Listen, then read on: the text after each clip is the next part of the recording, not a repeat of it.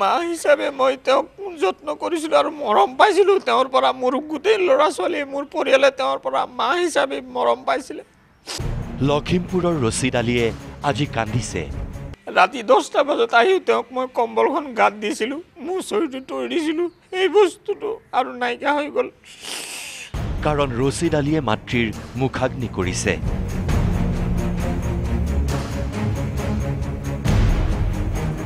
কিন্তু আপুনি হয়তো ভাবিছে শ্মশানত ৰছিদ আলীয়ে মাতৃৰ মুখাগ্নি কিয় কৰিছে।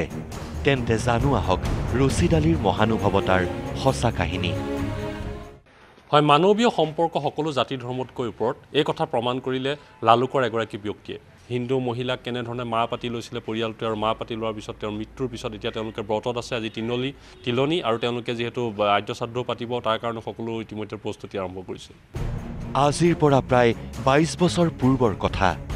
লখিমপুৰ জিলাৰ লালুকৰ ৰছিদ আলী আৰু পিতৃয়ে কোনোবা এটা স্থানত লগ পাইছিল পৰিচয়বিহীন মহিলাগৰাকীক।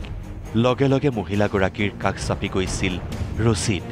কথা দিলে এখন ঘৰ দিয়াৰ, আৰু সেই কথামতেই বিগত 22 বছৰে জ্যোৎস্নাক নিজৰ মাতৃৰ দৰেই শুশ্ৰূষা কৰিলে ৰছিদে। কিন্তু মঙলবাৰে হঠাতে মাতৃহাৰা হৈ পৰিল ৰছিদ আলী। মা পিতেকৰ যিটো সম্পৰ্ক, সেই সম্পৰ্কটো মই পাইছিলোঁ। মোৰ ঘৰত যদি কিবা এটা আনে মোৰ মাইকে মানে তেওঁক দিবলৈ গ'লে তেওঁ কয় মোৰ পিহাক, মোক কিন্তু পিহা হিচাপে মাতিছিলে, আৰু তেওঁ আগতে সোধে মোৰ পিহাক দিছ নাই। সেই বস্তুটোৱে মোক বেছি ব্যাকুল কৰি পেলাইছে। ৰাতি 10টা বজাত আহি তেওঁক মই কম্বলখন গাত দিছিলোঁ, মোৰ শৰীৰটো তৰি দিছিলোঁ, এই বস্তুটো আৰু নাইকিয়া হৈ গ'ল। লালুকৰ ঘৰখনৰ পৰা ওলাই আহিয়েই উৎকট গৰম সহ্য কৰিব নোৱাৰি ৰাজপথতেই কৰুণ মৃত্যুক সাৱটি লয় জ্যোৎস্নাই। দুপৰীয়া ভাল মানুহ দুপৰীয়া তামোল আনিবলৈ গ'ল, তেওঁ কিন্তু খুব তামোল খায়। তামোল আনিবলৈ গ'ল, যোৱাৰ পিছত তেওঁ আৰু ঘূৰি নাহিলে। অলপ পিছত আমাক এজন মানুহে খবৰ দিলেহি যে তেওঁলোকৰ পদূলিত পৰি পেলাই মৃত্যু হৈ আছে। আমি লগে লগে গৈ দেখিছোঁ তেওঁ মৃত্যু হৈ গ'ল।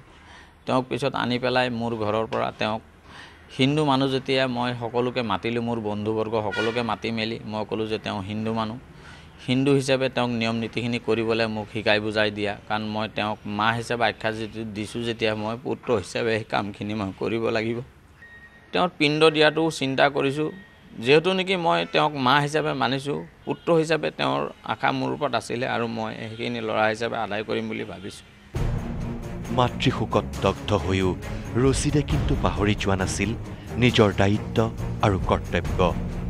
সেয়ে এজন পুত্ৰৰ দৰেই তুলি লোৱা মাতৃৰ মুখাগ্নি কৰিলে ৰছিদ আলীয়ে। বন্ধুৰ হাতত ধৰি হিন্দু ৰীতি নীতিৰ মতেই শ্মশানত মাতৃক শেষ বিদায় দিলে মুছলমান ৰছিদ আলীয়ে।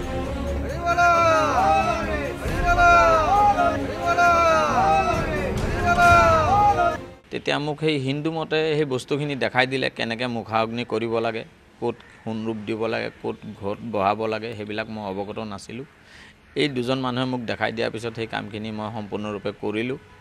আৰু আজি 3 দিন আমি আজি তিলনি পাতিবলৈ সাজু হৈছোঁ। তিলনিটো কৰিম, তিলনিটো কৰাৰ পিছত আমাৰ ঘৰত চৌকা টৌকা জ্বলোৱা হোৱাৰ ব্যৱস্থা এটা কৰিম।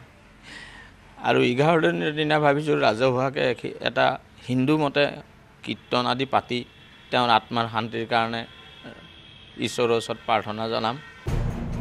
শ্মশানত মাতৃ জ্যোৎস্নাৰ মুখাগ্নি কৰি ৰছিদ আলীয়ে আক্ষেপ কৰিলে, কাৰণ হিন্দু মাতৃৰ অন্তিম সৎকাৰৰ সময়ত লালুকৰ হিন্দু সমাজে বিশেষ সহযোগিতা নকৰিলে ৰছিদ আলীক। মুছলিমেও কেইজনমান হিন্দু বন্ধুৱে সহায় নকৰা হ'লে হয়তো মাতৃক অন্তিম সন্মান কোনো দিব নোৱাৰিলেহেঁতেন ৰছিদ আলীয়ে। নহয়, এইটো এবিধ মানুহে কয় হিন্দু মুছলিম, সেইবিলাক আমি নাভাবোঁ, আৰু সেইবিলাক যাতে মানুহকো ভগৱানে ভাবিবলৈ চিন্তা নিদিয়ে। কাৰণ মই এটা বস্তু দেখিলোঁ, পিচিক সকলো মানুহে মাতবোল কৰে, আহোঁতে যাওঁতে সকলোৱে মানুহে মাতবোল কৰে, কিন্তু মৃত্যুৰ টাইমত তেওঁক লগত লগ দিয়া মানুহ মোৰ বিশেষকৈ 2-3জন বন্ধুৰ বাহিৰে বাকী আৰু বন্ধু নাপালোঁ। কিন্তু চবেই জানিছিল তেওঁ এজন হিন্দু মানুহ, কিন্তু হিন্দু হিচাপেতো আৰু বহুত মোৰ মানুহ আছিলে, বন্ধুবৰ্গ আছিলে, আগবাঢ়ি আহিব লাগিছিল। কিন্তু সেই বস্তুটো মোৰ মনত অলপ দুখ লাগিলে যে মই আজি তেওঁৰ চিনাকি আৰু বহুত মানুহ আছিলে, কিন্তু কোনো মানুহ নাই। মোৰ মা হিচাপে মই তেওঁক যত্ন কৰিছিলোঁ আৰু মৰম পাইছিলোঁ তেওঁৰ পৰা। মোৰ গোটেই ল'ৰা ছোৱালী মোৰ পৰিয়ালে তেওঁৰ পৰা মা হিচাপে মৰম পাইছিলে। লখিমপুৰৰ ৰছিদ আলীৰ এনে মহানুভৱতা এতিয়া সকলোৰে মুখে মুখে বিয়পি পৰিছে। কাৰণ ৰচিদৰ মানৱীয় প্ৰমূল্যবোধৰ ওচৰত মূল্যহীন হৈ পৰিল সমাজক ভাগ ভাগ কৰি টুকুৰা টুকুৰ কৰিব খোজা বিভেদকামী শক্তিবোৰো। কেমেৰা পাৰ্চন ভৱেনৰ সৈতে লখিমপুৰৰ পৰা জিতুমণি নেওগ, নিউজ লাইভ।